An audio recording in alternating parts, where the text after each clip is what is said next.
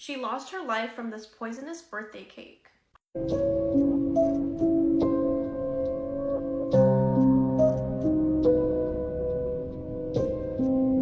On March 24th of 2024, it was 10-year-old Manvi's birthday in India. For her birthday celebration, her family ordered a cake online from a place called Cake Ganha. Around 7 p.m., Manvi was cutting the cake in front of her family, and this was all being recorded on video. All of the family members, including Manvi, consumed the cake, and about 3 hours later, they all got really sick. Manvi and her sister began vomiting, and she even complained of extreme thirst and dryness in her mouth, so she asked for water. After drinking her water, she went to sleep, but by the morning, her health would deteriorate. Around 3 a.m. is when everything would go downhill for Manvi, and her family rushed her to the hospital. When she arrived to the hospital, doctors administered oxygen to her and an ECG was done, but soon after that, she passed away. Her family claimed that there had to be a poisonous substance in the cake since they all got sick and filed a report against the owner of Cake Kanha. Back at home, Manvi's family still had the cake sitting there, so they took a sample of it so it could get tested, and once it came back, it revealed that her cause of death was suspected food poisoning.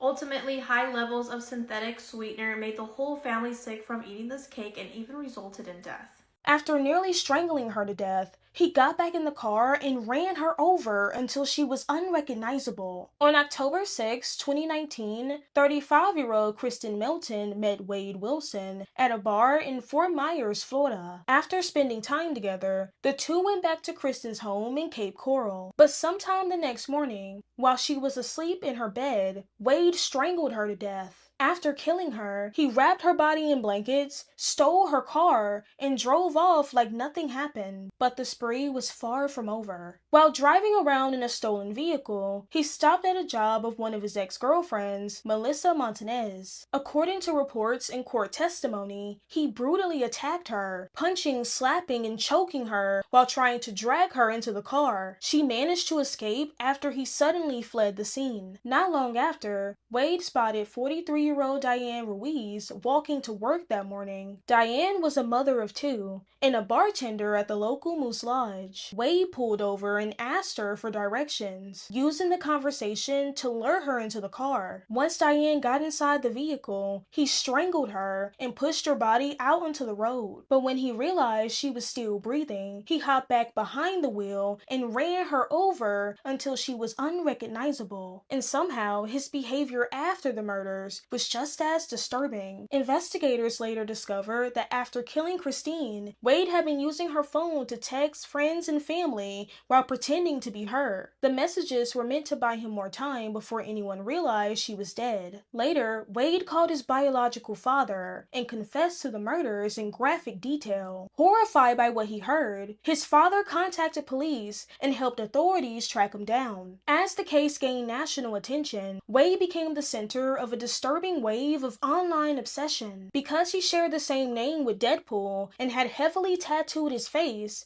people began romanticizing him despite the brutality of the crimes. In June of 2024, Wade Wilson was convicted of multiple charges, including 2 counts of first-degree murder. He was ultimately sentenced to death and is awaiting execution. What do you guys think about this case? Leave your thoughts in the comments below. What's one true crime case that keeps you up at night? Mine is the disappearance of Patricia Lee Otto, and I went down the rabbit hole with this case. On August 31st, 1976, 24-year-old Patty Otto returned to her home in Lewiston, Idaho with her 2 young daughters after an evening business class. She tucked them into bed in the basement, and then she was greeted by her husband, Ralph. Patty's class went late that night, and it upset Ralph. It made him think that she was out cheating, so an argument broke out. Ralph was pretty controlling and abusive, and he was also an alcoholic. Their 3-year-old daughter Suzanne woke up to the commotion and snuck upstairs, and the last thing she saw was her dad strangling her mom, who was wearing red pants and a white shirt, before Patty was dragged out of sight. And that was the last time anybody saw Patty, as she mysteriously disappeared that night. A few months into the investigation, Ralph was reportedly annoyed with being bothered, so he hired a contract killer to murder the lead investigator in his wife's disappearance. But this contract killer was actually an undercover cop, so instead, Ralph was arrested and sentenced to 5 years in prison.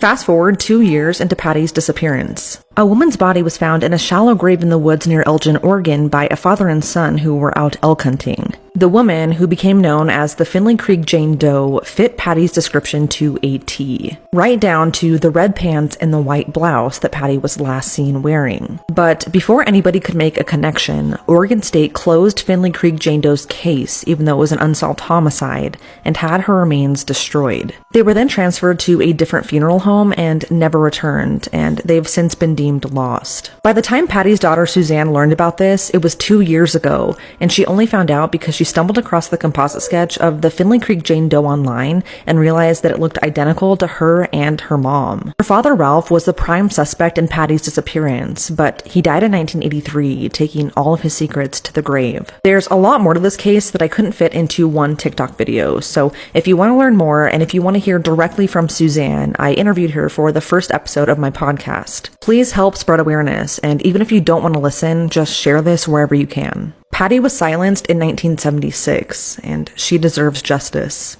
The cases where there's like strange, creepy, unexplained photos in them is the cases that keep me up at night, and the unaliving of Kay Wennell is one of those cases. Nobody knew that socialite Kay Wennell was at her home the day that she was unalived besides her husband Hal. She was not meant to be at home, but plans changed. No evidence was left at the scene, and investigators said that it looked like a professional hit. A few months after Kay was unalived, a letter was sent to the Atlanta Journal claiming to be a scorned lover of Kay's. The letter said that him and Kay were having an affair and she was meant to leave her husband, but she lied. That's in my own words. The actual writing of this letter is very crude. A lot of rude language towards Kay and her husband Hal. But Hal disregarded this note completely because he did not believe that Kay would ever cheat on him. So the letter could have been a hoax, but it actually had a lot of validity to it. There were details included that people that really only knew Kay would have known, like the fact that she really, really hated the home that her and Hal just moved into. A police sketch was made of a potential person of interest, and Kay's husband Hal said that he never saw this man before, but photos hidden away in Kay's closet show a different story.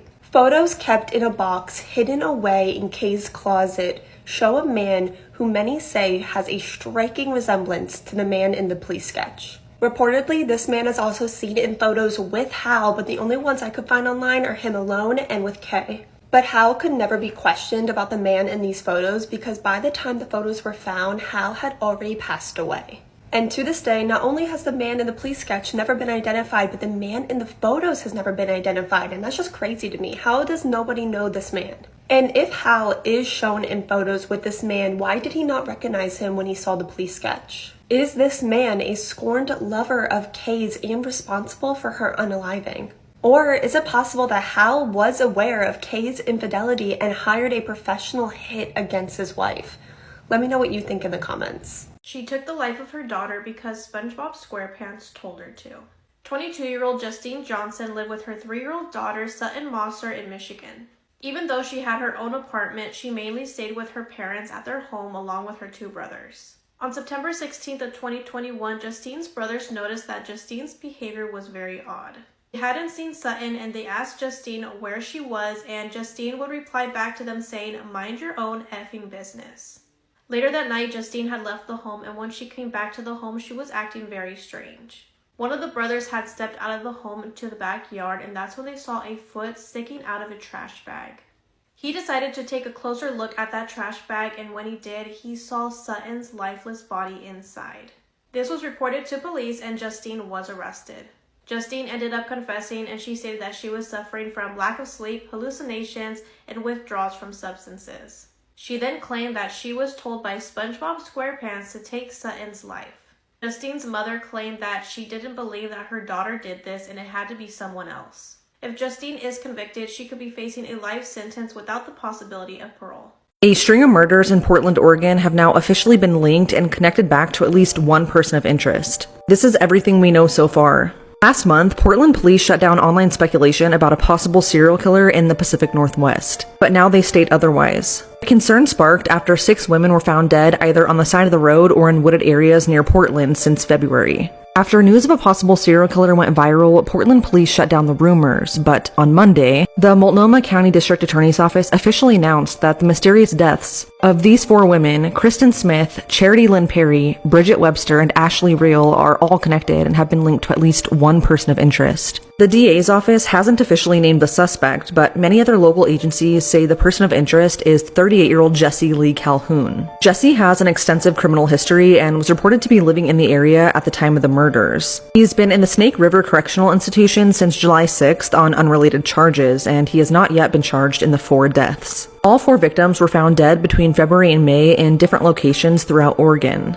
22-year-old Kristen Smith was reported missing on December 22, 2022. Her body was found on February 19th in southeast Portland. The body of 24-year-old Charity Lynn Perry was found on April 24th in a culvert near East Historic Columbia River Highway. 31-year-old Bridget Webster was found 6 days later on April 30th on an isolated road in Polk County. And on May 7th, the body of 22-year-old Ashley Reel was found in a wooded area in nearby Clackamas County. The Oregon State Medical Examiner is still working to determine exactly how all 4 victims were killed. No other information, including how the person of interest was linked to all 4 victims, is being released at this time. According to the DA's office, investigators were working with 9 different law enforcement agencies in Oregon for several months. And although no charges have been filed in connection to the murders, they state that they believe there is no active threat or danger to the community. Anyone with information is asked to contact the numbers on the screen. Okay, this is crazy, but brand new details have just emerged about what may have happened to Madeleine McCann. I already have a video posted that's like an overview on the Madeleine McCann case. I helped link to this video where I said I think Madeleine McCann may have been sold in an illegal adoption, and that may be right. The main suspect in Madeleine McCann's case, Christian Brutnecker, has been reported to be trying to recruit a friend to help abduct a child from a Portuguese resort a week before Madeleine McCann was abducted from a Portuguese resort to sell to a childless couple. This man says that Christian confessed his plan to abduct a child from a rich family in a Prix-de-Luz resort, the exact area that Madeleine McCann vanished from, and her family was wealthy. And that he had a German couple who could not have children all lined up to illegally adopt this child.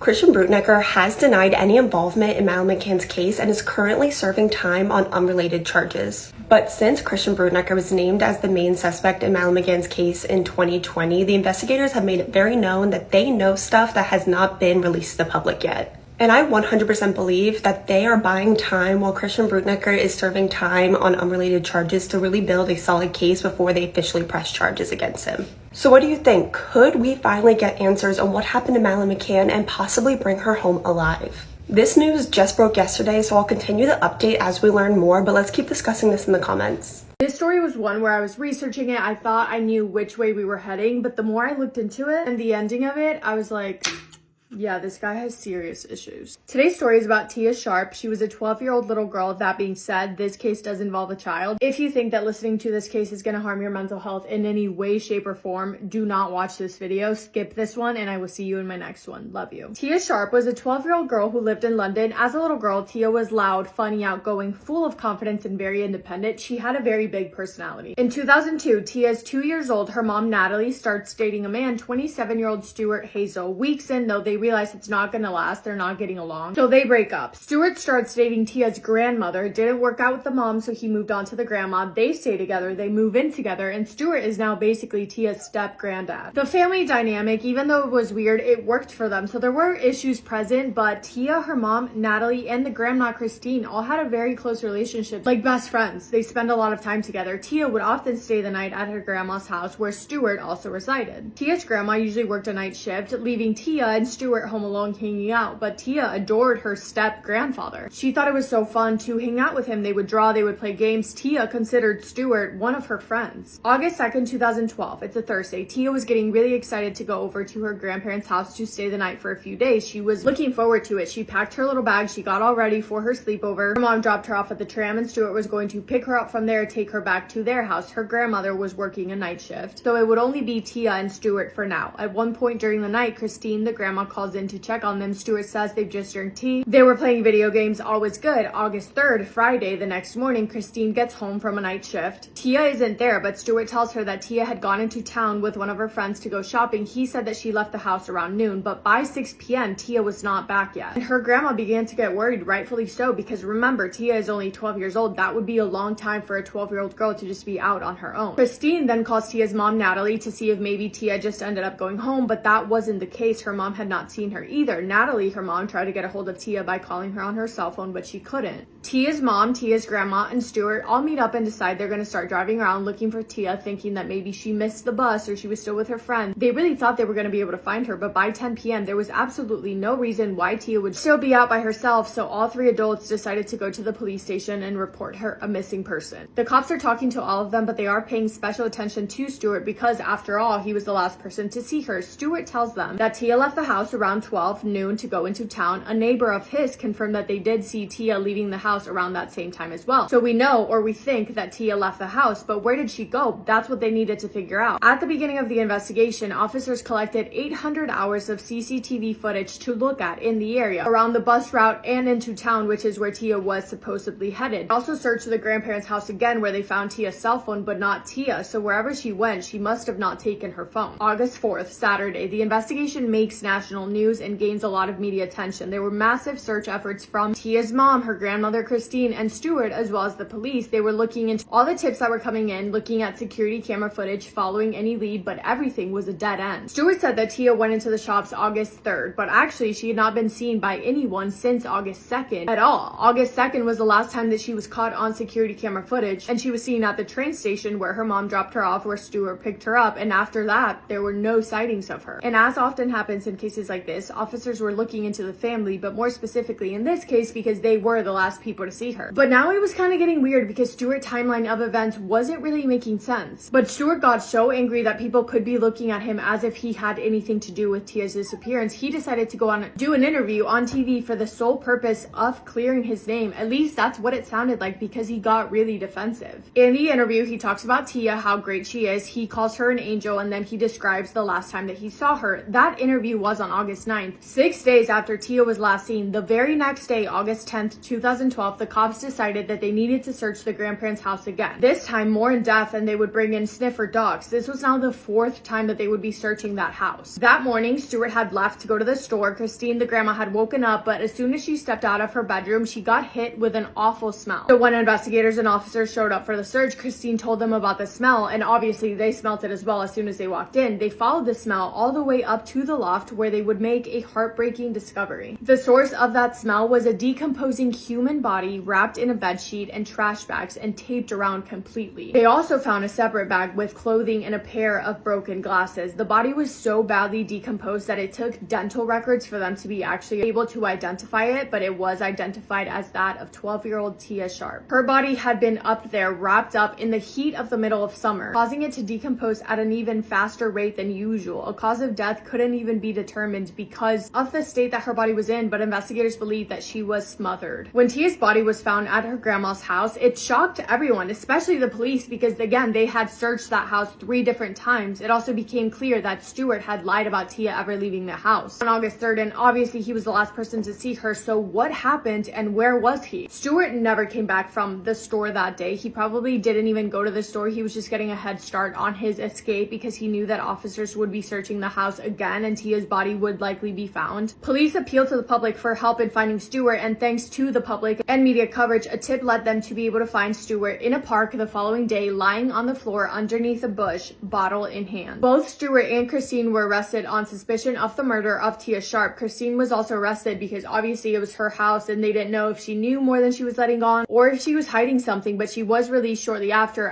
it became clear that Stuart acted alone. The story that Stuart was giving was that the night that she went over for a sleepover, Tia fell down the stairs and she accidentally passed away. He said he thought that she was fine, but when he realized that she wasn't, he panicked, he freaked out, and he hid her body because he didn't want to make Christine upset. Interesting story. It was all a lie, and a main piece of evidence that would reveal the true intentions of Stuart and paint the picture of what actually happened would be his very own memory cards. Memory cards were found hidden around that house, pushed into a door frame, and the memory cards held such a disturbing truth, which was that Stuart didn't see Tia as his grandmother. He saw her as a young young girl that he had an obsession with and fantasized over. Stewart had been secretly filming Tia around the house, doing things such as putting lotion on her legs. There were videos of her sleeping, completely unaware that she was being filmed. Also, in Stewart's search history, they found that he had been watching a lot of disturbing adult content, if you know what I mean, and he would look up videos of girls with dark hair that wore glasses, girls that resembled Tia and were around her age. And as if it couldn't get any worse, after Stewart ended her life, he took pictures of her body unclothed in very disturbing positions and pictures of himself doing uncomfortable, disturbing stuff. It was clear what Stewart's motive was. He always had sick fantasies of the child that looked up to him as a grandfather, and that night he decided to act out his fantasies and it led to her death. In court, Stewart pleaded not guilty, but just 5 days into the trial, he changed his plea to guilty. He was sentenced to life in prison with a minimum of 38 years. He will be 75 years old the first time that he will be eligible for parole. Yeah, disgusting and terrible story. I honestly felt sick to my stomach reading all about Stewart. He's such a uncomfortable, weird man. Let me know if you guys have heard of this story before. I hope you guys are all having the best day. If not, go do something to make it the best day. Make somebody happy, and I will see you in my next video. Massive kiss on the forehead to every single one of you. Bye!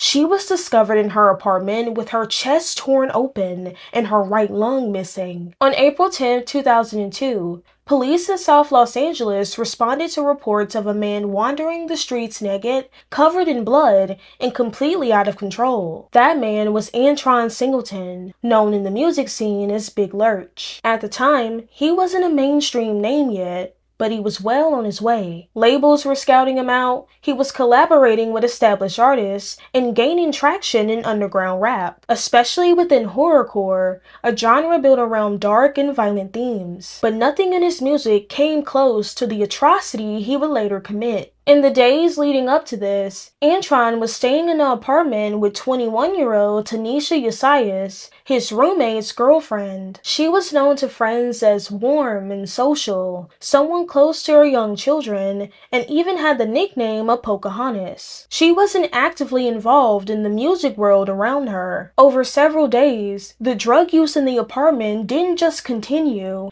it escalated. PCP was repeatedly used, and the environment became increasingly unstable. By the night of April 9, 2002, only Antron and Tanisha remained inside the apartment. What happened next is only known through evidence left behind. Tanisha was brutally attacked inside. She suffered severe blunt force trauma, including a fractured eye socket, a broken jaw, and a broken neck. A knife was used during the assault, but the blade broke, leaving part of it embedded in her body. Her chest cavity was open, and her right lung was removed. When the police arrived the next morning, they found Tanisha inside the apartment, and Antron outside in the street. He was naked, covered in blood, disoriented, and acting erratically before officers took him into custody. During the autopsy, medical experts also found human tissue in Antron's stomach that matched the victim. His defense argued that he was in a drug-induced psychosis and wasn't in control of his actions. But under California law, voluntary drug use cannot be used to establish legal insanity. In 2003, Antron Singleton was convicted of first-degree murder and sentenced to 2 consecutive life sentences without the possibility of parole. What do you guys think about this case? Leave your thoughts in the comments below. A woman decides to have the man she's having an affair with murder her husband for his life insurance and just so she can stay in the United States. Westminster, California, May of 2014, 911 gets a call from a man named James, stating that he heard his neighbor, 37-year-old Olga Vasquez, just screaming because she had found her husband, 58-year-old Adrian Zapata, in his bed and there was just blood everywhere. So he called 911 for her to translate.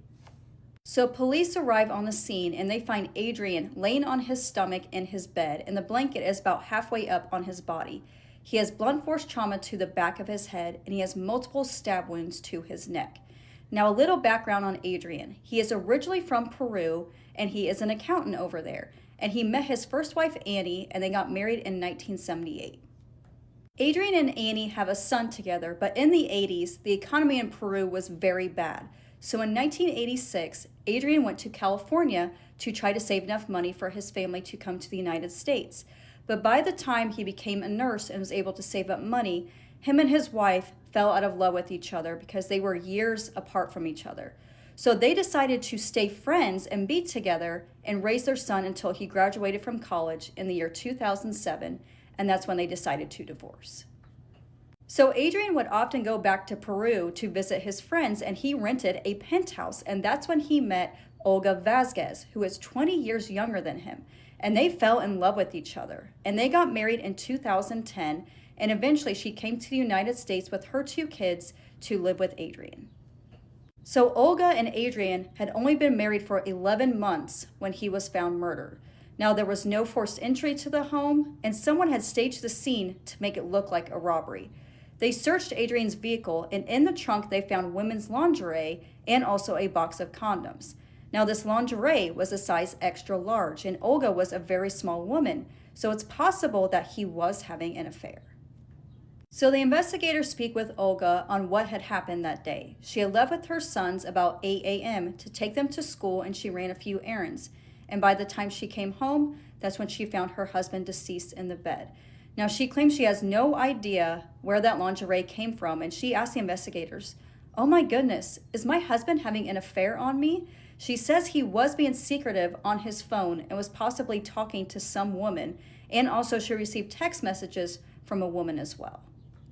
So according to Adrian's family, they don't believe he would have an affair on Olga, but it's possible he had enemies.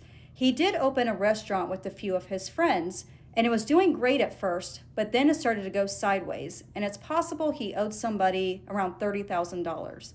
But they spoke with his business partners, they had alibis, and didn't really have a motive to murder Adrian. But they also had stated that they believe that Olga was the one having an affair on Adrian, not the other way around.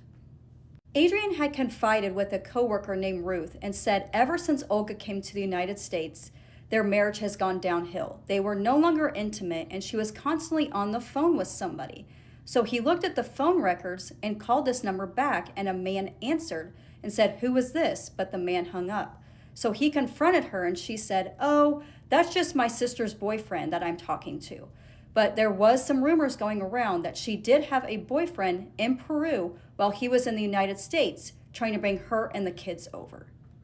So they speak with Olga again, and she denies ever having an affair, that her husband never confronted her or even accused her of having an affair. So they decide to do surveillance on her, and they find out she goes to a hotel where she meets an Hispanic male with her 2 kids, and they seem very friendly with each other, like he knows her and the kids. So he goes into his room, and then a few hours later, she leaves her hotel room with her kids, goes to his room for about 2 to 3 hours, and then goes back to her hotel room. So the man is Roberto Saavedra, and he is actually here on a vacation visa. It started on March 4th, and he was supposed to only be here for 32 days. But he, in fact, missed his flight, so he overstayed his vacation visa. They spoke with Adrian's cousin, and she believes that the only reason why Olga married Adrian is so she can bring her and her kids to the United States. And it's not what she expected. Now in Peru, Adrian had this big penthouse, and she probably thought he has all this type of money. But then she gets to California, and they are just living in a little apartment. Now, Adrian was trying to do anything he could to make Olga happy, but it seemed like he couldn't do anything to please her. So he was going to talk about divorcing her. But if he did divorce her, she would have to go back to Peru. But if Adrian passes away, she can stay here in the United States. He also has a 401k of $62,000 and a life insurance of $78,000, where Olga is the beneficiary. So the phone that Roberto was using was under Olga's name, and Olga had a secret second phone that she was using to communicate with Roberto. And Roberto's phone does show he was in the vicinity of Adrian and Olga's home at the time of the murder. They also believe that Olga got rid of that secret phone because when she arrived home, she didn't want the police to know that she had a secret cell phone. Now, they were able to get DNA from Roberto when he threw away a water bottle because they found an unknown male's DNA on that lingerie, and it did not belong to Adrian. So while they are, doing their investigation, they decide to do a ruse and tell Olga that they found DNA and see if she would call Roberto and if they would talk about it or talk about the murder. But she kind of had a feeling that the investigators were listening on her conversations. All she said is that they found DNA. but eventually they were able to put a match to Roberto to the DNA found on that lingerie. So they believe that they had planted that to make it look like Adrian was the one having an affair. So they believe they had enough evidence to charge Roberto and also Olga, but Roberto was on the run. He had applied for refugee status up in Canada, and once they had called the authorities in Canada saying he's a murder suspect, they decided to kick him out. But then he went back to Peru, and it would take 2 years to extradite him back to the United States. They wanted to wait to arrest Olga because they wanted to try them at the same time. So the trial wouldn't even start till about 2021. So Olga was found guilty of first-degree murder, and she was sentenced to 25 years to life. So she will be up for parole in the year 2031 when she is 54 years old. And then Roberto was also found guilty of first-degree murder, but he was sentenced to life in prison without the possibility of parole. I just feel so bad for Adrian because he probably was really in love with Olga, but I don't believe Olga was in love with Adrian whatsoever. She just used him so her and her kids can live here in the United States. And if he divorced her, she would have to be sent back to Peru. She can no longer be here. But if he dies, she can stay here in the United States, and that's exactly what happened. But now she'll stay here in the United States in a U.S. prison. But she is already up for parole in just a few years, but I believe she should be locked up for the rest of her life because she had her husband murdered by her lover, also she could just stay here in the United States, and she just didn't care about him at all. She didn't love him, she just used him. It's just not right, and she should be locked up for the rest of her life. Roberta will be, but she, I believe, is the mastermind, and she should be spending the rest of her life as well. So I hope the parole board keeps her locked up for a very long time. But let me know what you guys thought of this story in the comments. Thanks for watching. I love you all. We'll see you in the next one. And please take care of yourselves.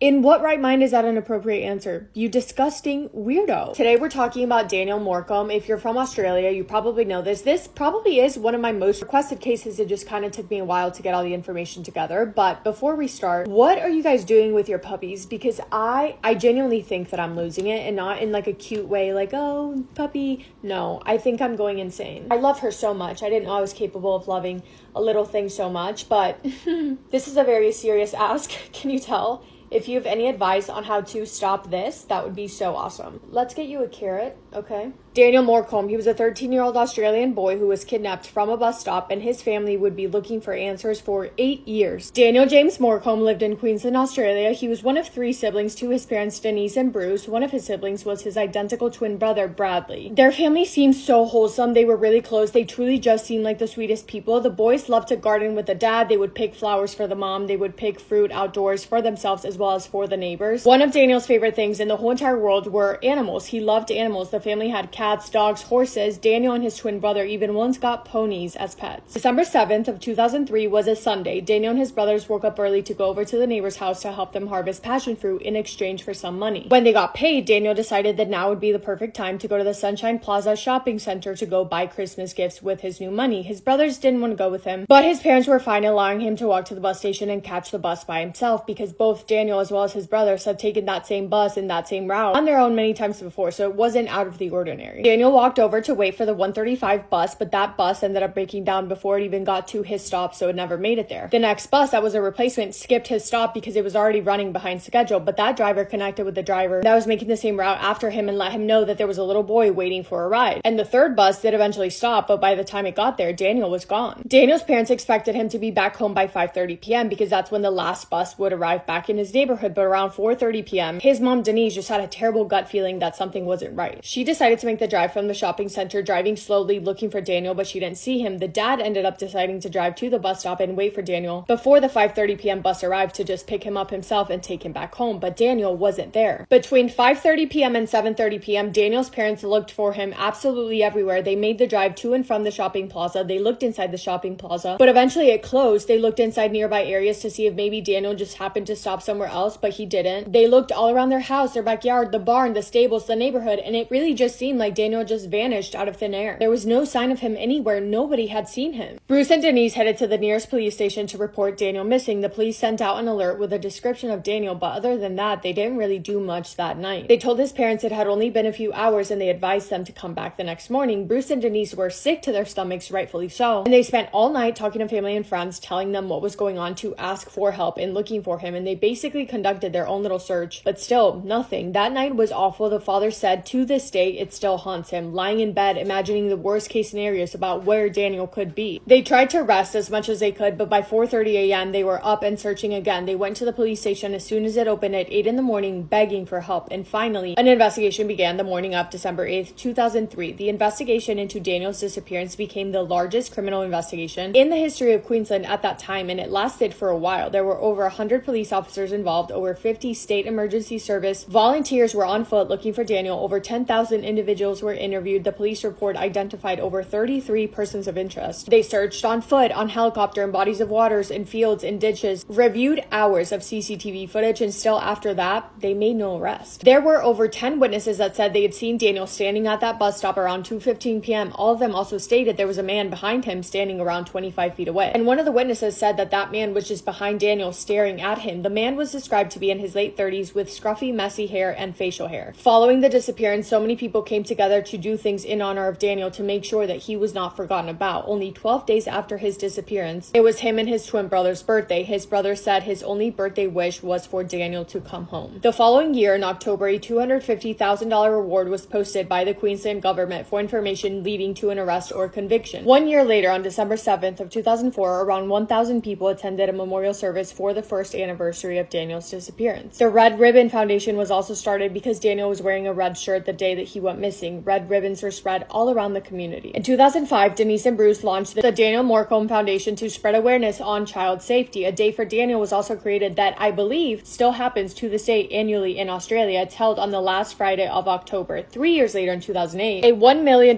private reward was offered for new information about the disappearance. There were so many volunteers, so many searches, so many rewards, so many leads over the years, hoping to bring in any new information to help them solve the case. 8 years passed with no answers, but then on August 13th of 2011, 41-year-old Brett Peter Cohen is arrested and charged for the murder of Daniel Morecombe. Do you have a lot of questions? Yup, so did I, so let me try and help answer some of those for you. Brett Cohen was no stranger to police. He had a criminal background. In 1987, he lured a 7-year-old boy into a park bathroom and essayed him. He was sentenced to 2 years in prison for that, but he only served 1. In 1993, he essayed a 6-year-old boy and was sentenced to 7 years, but only served 3.5. Those 2 he served time for, but Brett had a history of essaying young boys and girls from the age that he himself was only 9 years old. When he was released, he reportedly became a Reformed Christian. He met a lady at church, they got married, and he had 2 children of his own. 5 years later, however, they got divorced. So Brett had a dark past, and what I told you isn't even really scratching the surface of it, but because of his past, because Daniel would be his exact kind of victim, and because he lived in the area when Daniel went missing, he was questioned several times back in 2003, but he always said that he didn't have anything to do with Daniel being missing. And his story was inconsistent. His alibi wasn't even really an alibi because there was a chunk of time that he was unaccounted for. Back in 2003, when they spoke to him for the first time, they obviously asked about everything that he was doing the day that Daniel went missing, and they referenced his past and asked him about his previous convictions, to which Brett said, quote, "I've always loved kids ever since I was small, but I just took it that little bit too far."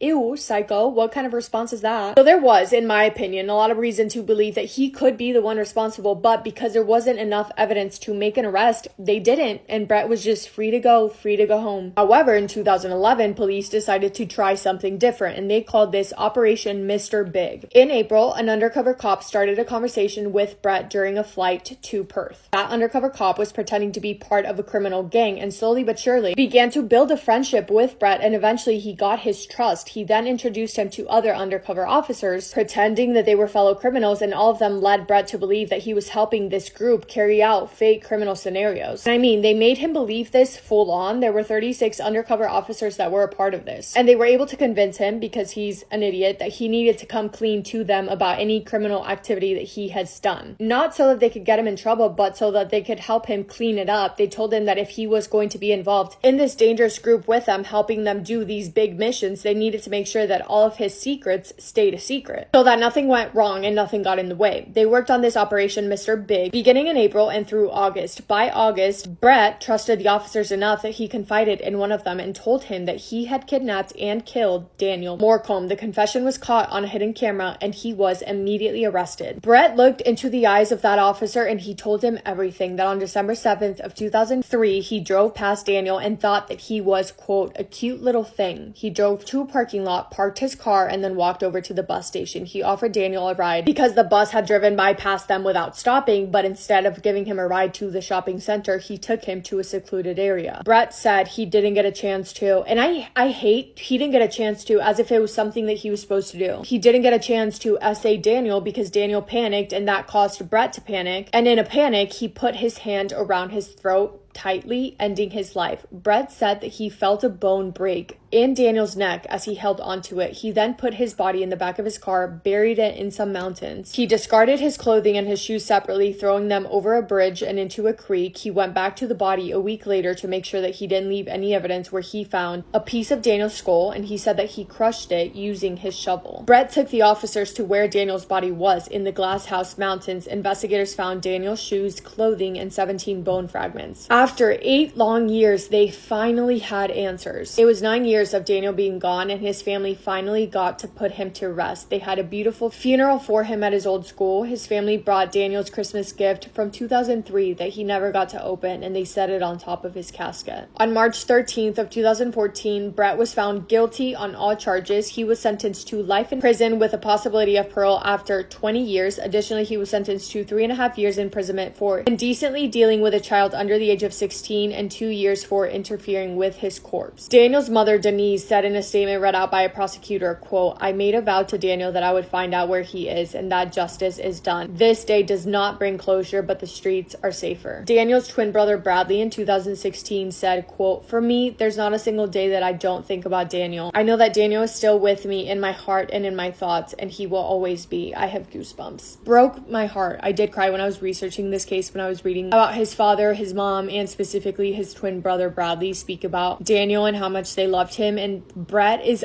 awful. It's heartbreaking. It really is. Thank you guys for listening to Daniel's story and for spending time with me today. I hope you guys are all having the best day. If not, go do something to make it the best day. And I know TikTok is safe for now, but I really don't know if it is just for now or if it really is for 90 days. So do go make sure you are following me on Instagram just in case TikTok does go away again one day. But I love you guys so much, and I will see you in my next video. Massive kiss on the forehead to every single one of you. Bye. Mwah. A man decides to move into a new home with his mistress while his estranged wife's dead body is buried underneath the basement floor. You seriously cannot make this story up. Mansfield, Ohio lives Dr. Jack Boyle. He lives with his wife Noreen, their son Collier, and then their adopted daughter Elizabeth. Now, Dr. Jack Boyle is one of the most best physicians in all of town.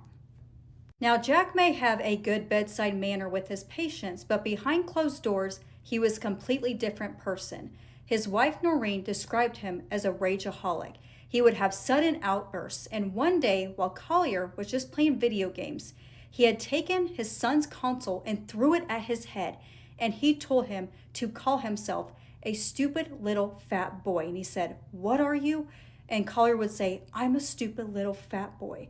And his father would call him all these horrible names, call him, a pussy, and call him just all of these vulgar names.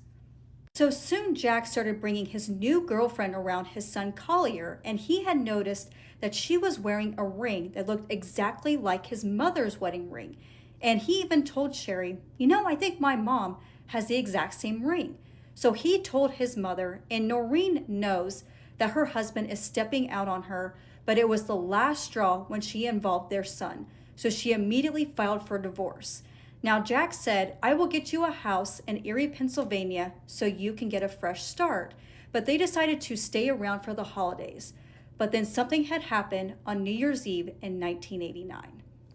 So that night, Collier was awakened to screams coming from his parents' bedroom. Then he hears his father coming down the hallway, and he opens his bedroom door and he stares at Collier for a number of minutes.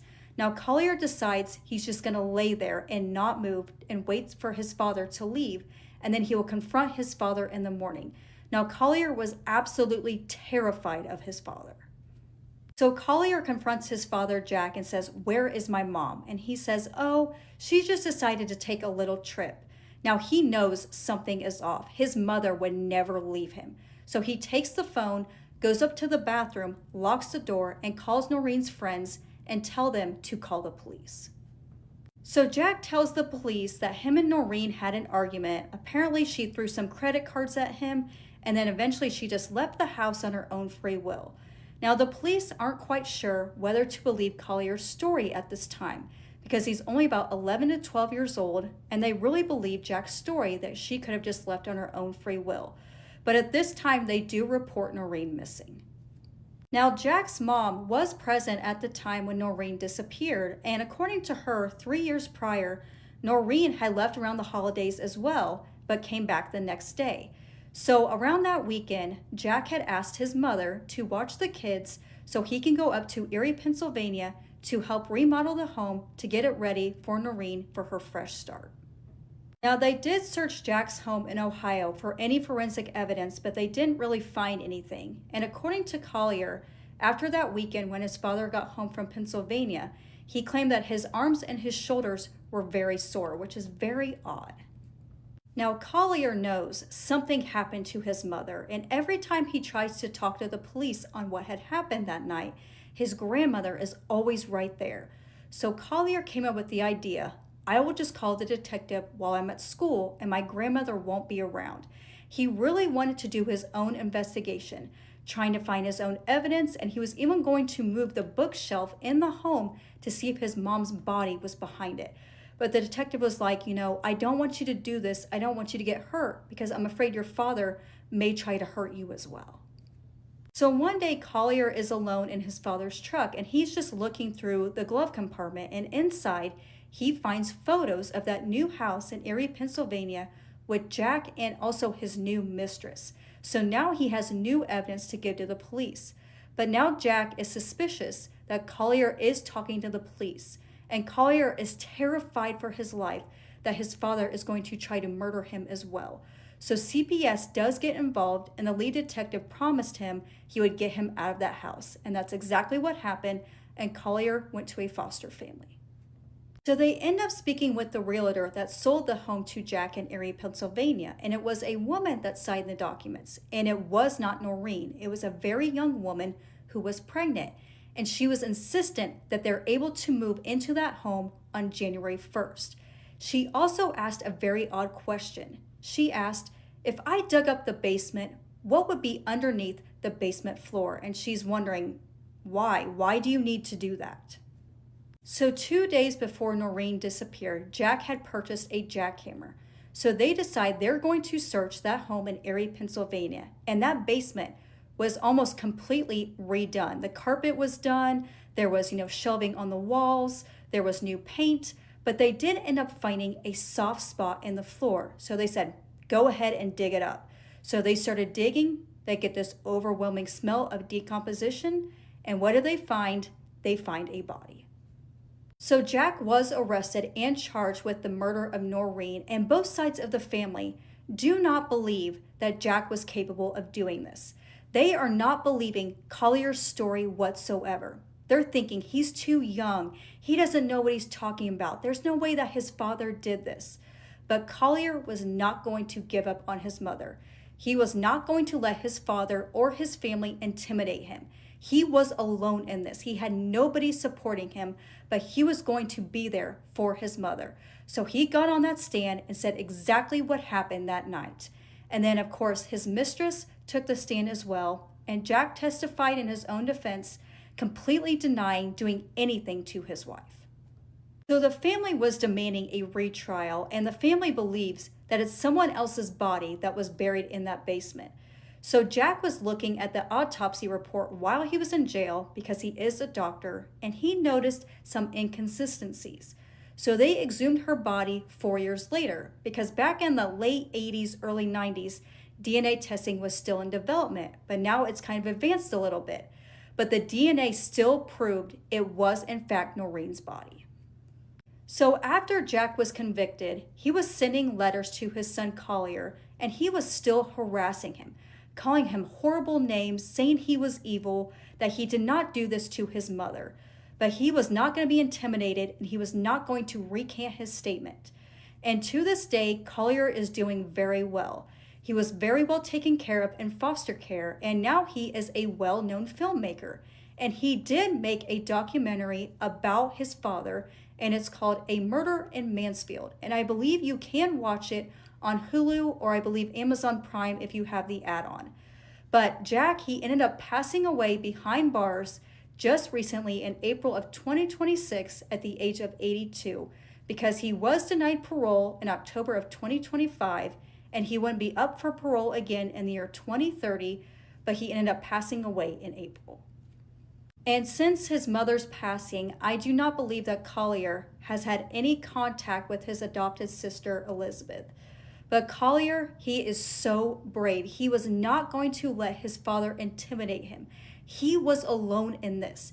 He was trying so hard for the police, anybody, to listen to him. He knew something happened to his mother, and he was absolutely right. And there was just one detective that was listening to his story. Now, most of the time they're thinking, these kids don't know what they're talking about. But to him, Collier, there was something in him that made him believe that his story was true. And he was absolutely right. And he was not going to let his father intimidate him or do anything to recant his statement. His mother got justice for what happened to her. It's just absolutely unbelievable. He was planning on moving into this new house with his wife's dead body buried underneath the concrete in the basement. Make it make sense. But thankfully, Collier, was able to get justice for his mother. But when he did an interview with his father in his documentary, he never got the answers he wanted. But I believe eventually at some point, Jack did take responsibility for what he had done to Noreen. But this story is just absolutely devastating. But Collier, you are brave, and I'm so proud of you for not letting your father intimidate you. And justice was served, and he's no longer going to hurt anybody else. And I'm not quite sure where his mistress is today or their child is. Who knows? But let me know what you guys thought of this story in the comments. Thanks for watching. Love you all. We'll see you in the next one. And please take care of yourselves.